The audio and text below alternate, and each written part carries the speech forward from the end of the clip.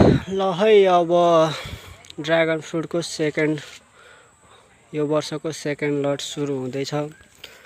पहिलो लट यो देख्न सक्नुहुन्छ भने सेकेन्ड लट अस्तिको वर्षा 2-3 दिनको वर्षा पछिको घामले गर्दाखेरि सेकेन्ड लटमा एकदमै व्यापक नयाँ कोपिलाहरू निस्किन थालेको छ। एउटै हाँगामा 1 2 3 4 5 6 7 8 9 10 11 12वटा कोपिला आएको छ। यसैगरी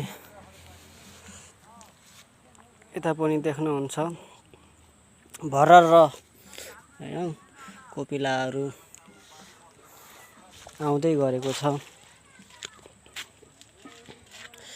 यी सब अस्तिको 2-3 दिनको लगातार वर्षाको कारणले गर्दाखेरि र अहिले वर्षापछिको हिजो र आजको घामले गर्दाखेरि देखिएको नयाँ कोपिलाहरू हो सेकेन्ड लटको। यहाँ यो सायद एउटै आँख्लामा 2वटा कोपिला निस्केको जस्तो छ। अब हेरौँ के हुन्छ।